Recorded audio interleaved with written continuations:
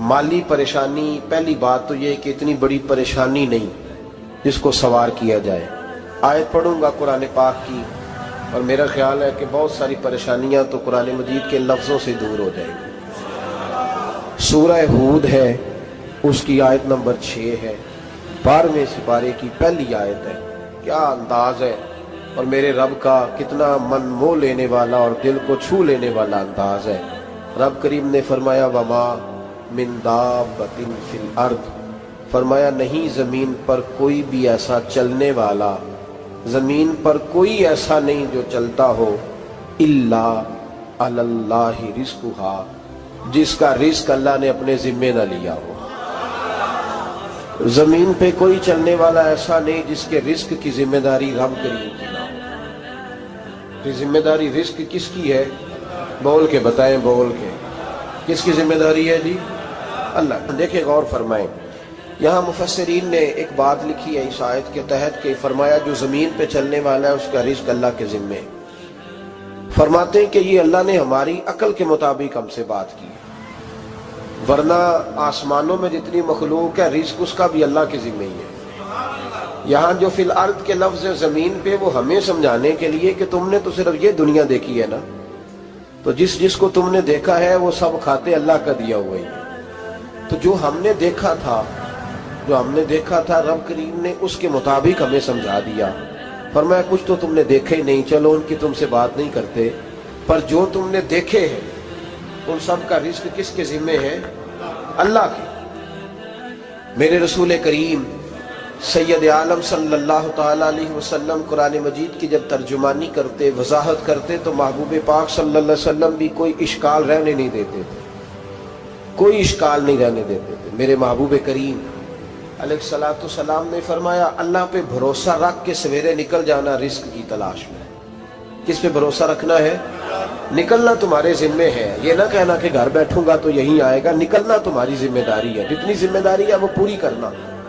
अल्लाह पे भरोसा करके निकल जाना तुम्हारी जिम्मेदारी है। रब का जिम्मा है तुम्हें रिज़्क देना, वो जरूर तुम्हें रिज़्क पहुंचाएगा। या रसूल अल्लाह सल्लल्लाहु अलैहि वसल्लम किस तरह पहुंचेगा? तो जरा हुजूर के लफ्जों का हुस्न भी देखिए। नबी पाक सल्लल्लाहु अलैहि वसल्लम ने फरमाया जिस तरह मौत तुम्हें ढूंढ लेती है ना कि तुम कहां मौजूद हो, जब वक्त आता है तो इंसान पाकिस्तान में हो तब भी आ जाता है, जद्दा में हो तब भी आ जाता है, मक्का में हो या मदीना तैयबा में, वक्त फिर भी आ जाता है। फरमाया जिस तरह मौत तुम जहां भी हो तुम तक पहुंच जाती है ना, इस तरह तुम्हारा रिज़्क भी तुम जहां मौजूद होते हो अल्लाह वहां पहुंचा देता है, पहुंचा देता है। तो या रसूल अल्लाह सल्लल्लाहु अलैहि वसल्लम किस अंदाज में? तो फरमाया निकल जाना तुम्हारी जिम्मेदारी है। फरमाया सवेरे परिंदे भी निकल जाते हैं और शाम को जब लौटते हैं तो अल्लाह उन्हें पेट भर के रोजी अता फरमाता है। हालांकि उनको नहीं पता होता हमारा कारखाना कहाँ है, हमने कहाँ जाके मजदूरी करनी है। उनको नहीं पता होता कि हमारा दफ्तर कहाँ है, हमने किस ऑफिस में बैठना है। उनको नहीं पता होता कि हमने कहाँ जाके माल खरीदना है और कहाँ से हमने फिर उसको दोबारा बेचना है। उन्हें खबर नहीं होती, अल्लाह पे भरोसा करके निकल जाते हैं। निकलना तो तेरे जिम्मे है कि नहीं? फरमाया वो तू ड्यूटी कर, शाम को अल्लाह जो रब परिंदों को रोजी देता है वो तुझे भी अता फरमाएगा। मैं कहता हूं सोच कितनी कमजोर है उस आदमी की जो कहता है कैसे मिलेगा। कितनी कमजोर सोच है। जो रब बैल को रोजी देता है, बकरी को रोजी देता है, इस जमीन इस धरती पे अगर बसने वाला ऊंट भूखा नहीं सोता, चले ये तो पालतू जानवर होते हैं, इस धरती पर बसने वाली अगर बिल्ली और कुत्ता रोटी खा के सोते हैं तो तू तो अशरफुल मखलूकात है। तूने अपने ज़हन में क्या टेंशन पाल लिया है कि नहीं आएगा तो मर जाऊंगा, क्या बनेगा, किस तरह होगा? तू क्यों इतना परेशान हो गया? भाई माली परेशानी सबसे ज्यादा उस बंदे ने ओढ़ ली है जिसकी तवक्कुल की बात कमजोर हो गई है। तू सीधी तवज्जो अपने रब करीम की जानिब रख, सीधी तवज्जो अल्लाह की जानिब कर। रब फरमाते हैं जिम्मा तेरा नहीं, जिम्मा मेरा। लेकिन ना तनख्वाह एक आती है घर में, जब एक बच्चा होता है तो तब भी काम चलता है, जब अल्लाह 2 बच्चे दे दे फिर भी उस तनख्वाह से काम चलता है, जब 3 हो जाए फिर भी चलता है, जब 4 हो जाए। नहीं आप ना भी बोले तो बात तो सही है, बहरहाल काम फिर भी چلے اسی تنخواہ میں سے جب بندہ بڑے بیٹے کی شادی کر کے بہو بیاہ کے لے آئے تو پھر بھی کام چلتا ہے، اور جب اس بیٹے کو اللہ بچے عطا کر دے تو اسی گھر میں، اسی آنگن میں، اسی چھت کے نیچے کام چلتا ہے۔ تو پھر تو مان جانا کہ چلانے والا تو نہیں، چلانے والا کوئی اور ہے۔ پھر تو مان جا کے چلانے والا کوئی تو اس وقت جب تنخواہ تیری لگی تھی تو کہتا تھا ابا ابھی میری شادی نہ کر، میں بیوی کو کیسے کھلاؤں گا؟ تو وہی شخص ہے جس کی چھت کے نیچے پھر 1.5 درجن پوتے بھی پل رہے اور گزارا ان کا بھی ہو رہا ہے۔ تو رزق کا ذمہ کس کا ہے؟ اللہ کا، اللہ کا ذمہ۔ اب ہمیں پتہ ہے پہلی بات تو پریشانی اس لیے اتار دینی چاہیے کہ ذمہ ہمارا ہے ہی نہیں۔ اب دوسری بات یہ کہ ذمہ داری کس کی ہے؟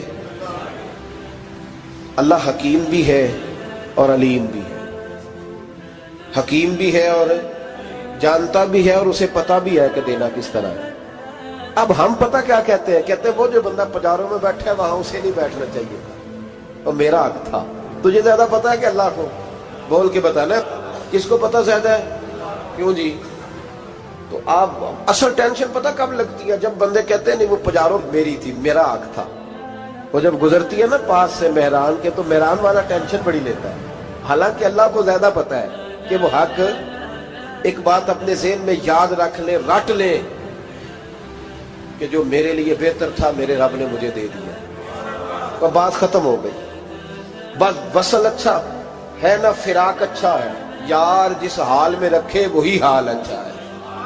بس جو میرے حق میں بہتر تھا میرے رب نے مجھے، مسئلہ یہ ہے کہ تو اس پہ راضی ہونے کو تیار نہیں۔ حضرت علی کرم اللہ تعالیٰ وجہ الکریم نے میرے نبی پاک کی ایک حدیث بیان کی ہے، اور جناب علی جب یہ حدیث بیان کیا کرتے تھے تو حضرت مجاہد فرماتے ہیں یوں لگتا تھا کہ جیسے حضرت علی ہمیں ہر پریشانی سے نکال رہے۔ مولا علی شیر خدا رضی اللہ تعالیٰ عنہ فرماتے ہیں کہ مجھے میرے نبی پاک صلی اللہ علیہ وسلم نے ایک طریقہ دیا تھا ٹینشن فری ہونے کا، اور فرماتے ہیں مجھے تو بڑا راس آیا ہے، تم بھی اگر کر لو گے تو تمہیں بھی فائدہ دے گا۔ کہا وہ کیا؟ حضرت علی کہنے لگے محبوب علیہ السلام نے فرمایا تھا لوگوں تم اللہ کے دیے ہوئے تھوڑے رزق پہ راضی ہو جاؤ، وہ تمہاری تھوڑی عبادت سے تم سے راضی ہو جایا کرو۔ بس تم 2 نفل بھی پڑھو گے تو اللہ راضی ہو جائے گا، تم 1 رکوع بھی سویرے اٹھ کے پڑھو گے تو وہ راضی ہو جائے گا، وہ تمہارے 313 درود شریف سے راضی ہو جائے گا، تم اس کے دیے ہوئے تھوڑے رزق سے راضی ہو جاؤ۔ ٹینشن اس لیے ہوتی ہے کہ ہم راضی نہیں جو اس نے ہمیں دیا ہے۔ وہ حل میں مزید کی جو دوڑ ہے نا، حل میں مزید کی، بے قدرہ کچھ قدر نہ جاتی، کیتی خوب تسلی ہو، دنیا دار پجاری زردے، کتیاں دے گل ٹلی ہو، بک بک روشن اکھیاں تکیو ویک حویلی کلی ہو، تے کوچ نصیر اساں جد کیتی پہ جانی تھر تھلی ہو۔ تو یاد رکھیں یہ جو ہے نا مصیبت کے مال آ کیوں نہیں رہا، وہ سامنے والا پلاٹ میرے گھر کے سامنے ہے گھر کے سامنے، پر رجسٹری میرے نام کیوں نہیں؟ یہ مصیبت سانس نہیں لینے دیتی۔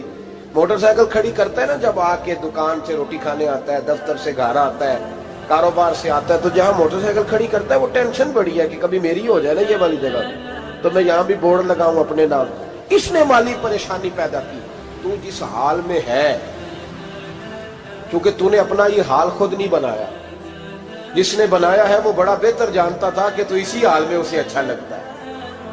تو اسے اسی حال میں، ایک بزرگ تھے تو ان کی طبیعت بڑی علیل ہو گئی، بیمار ہو گئے، تو اللہ نے آزمائش دی تو کیڑے پڑ گئے وجود میں۔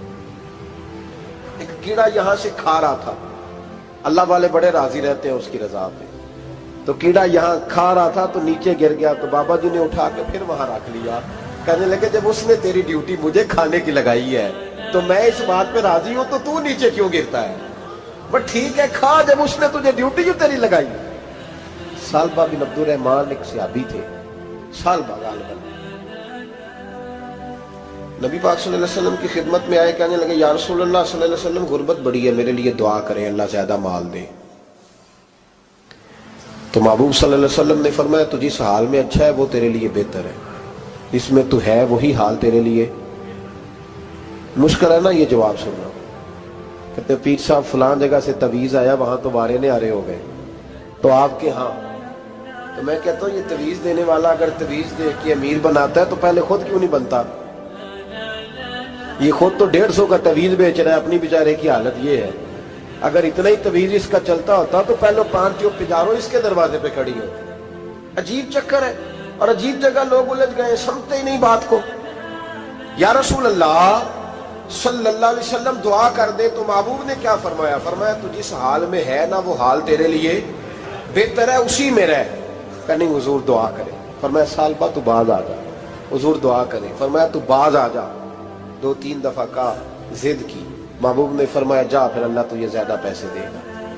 چند بکریاں خریدی، اتنی برکت ہوئی کہ بکریوں کے ریوڑ بن گئے۔ پھر کچھ بکریاں بیچ کے گائے خرید لی، ان کے بھی ریوڑ ہو گئے۔ پھر کچھ اونٹ اونٹنیاں لے لی، ریوڑ ہی ریوڑ۔ پہلے 5 وقت مسجد میں آتے تھے، اب فجر اور عشاء رہ گئی۔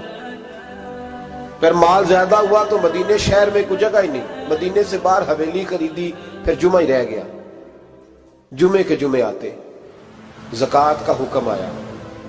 میرے نبی کریم علیہ السلام نے حضرت ابو ہریرہ کو بھیجا، فرمایا جا اسے کہہ تیری زکوٰۃ بنتی ہے 2.5%۔ 10 کروڑ روپیہ ہو تو کتنی زکوٰۃ بنتی؟ بھی 1 کروڑ کی 2.5 لاکھ ہوئی نا، تو 10 کروڑ کی کتنی ہوئی؟ تو بڑی مصیبت ہے جب بینک سے میسج آتا ہے نا کہ 25 لاکھ نکل گیا تیرے اکاؤنٹ سے، بہت بڑی مصیبت، بڑی ٹینشن ہوتی ہے۔ ایک صاحب میرے پاس آئے، ان کی زمین اچانک مہنگی ہو گئی، اچانک پہلے کچھ 15-16 لاکھ کی ایکڑ زمین تھی، پھر وہ کروڑ کی ہو گئی۔ تو میرے پاس آئے، کہنے لگے وہ 10 کروڑ روپے بنتے ہیں تو زکوٰۃ، تو میں نے کہا آپ نے کیا کیا؟ زری زمین پہ عشر آتا ہے، اس پہ زکوٰۃ نہیں آتی، تو آپ نے کیا کیا؟ کہنے لگے وہ کچھ سوسائٹی کے رول کے مطابق میں نے فائلیں وغیرہ لے لی ہیں، اب میں نا کبھی موقع آئے گا تو ان کو بیچوں گا۔ تو میں نے کہا اب تو آپ کا یہ مال ہو گیا بزنس کا، تو اب تو اس پہ زکوٰۃ آئے گی۔ 10 کروڑ پہ جب 25 لاکھ سنا تو کہنے لگے فوراً دینی پڑتی ہے کہ تھوڑی تھوڑی سے بھی کام چل جاتا ہے؟ تو میں ان کا چہرہ دیکھنے لگا، میں نے کہا نہیں وہ تو آپ کو پتہ ہے، ویسے حضرت عمر فرمایا کرتے تھے بانٹ کے نہ دو، کوشش کرو کسی ایک کو ہی دو، چلو کسی کا تو کچھ بن جائے، تو ایک کو ہی دینی چاہیے۔ کہنے لگے تو مطلب یہ ایسا ہی حکم ہے؟ میں نے کہا آپ کسی اور سے تحقیق کر لیں۔ اب یہ بھائی لیتے وقت نہیں تجھے ٹینشن ہوئی کہ 15 لاکھ کا کروڑ ہو گیا، تو اس وقت کبھی تو نے کہا کہ یا اللہ، تو یہ کیسی سوچ ہے مسلمان؟ کس طرح کا اس کا؟ ہمارے ہاں جب کسی آدمی پہ حالات خراب ہوتے ہیں نا، تو سب سے پہلے وہ اس طرح کرتا ہے کہ جو میں کہیں اللہ کے رستے میں دیتا ہوں پہلے اسے بند کروں۔ جس رستے تجھے آ رہا تھا پہلے تو نے وہ رستہ بلاک کیا۔ حضرت اسماء بنت ابی بکر صدیق کہتی ہیں میں حضور کو مسجد کے لیے، ادارے کے لیے، صحابہ صفہ کے لیے کچھ دے رہی تھی، تو میں نے گننا شروع کیا تو حضور مسکرانے لگے۔ حضور مسکراتے کیوں ہیں؟ تو فرمانے لگی، محبوب فرمانے لگے اسماء اللہ کے رستے میں گن گن کے نہ دیا کر، ورنہ وہ بھی تجھے گن گن کے دے گا، تو اس کے رستے میں بے حساب دے، وہ بھی تجھے بے حساب ہی عطا فرمائے۔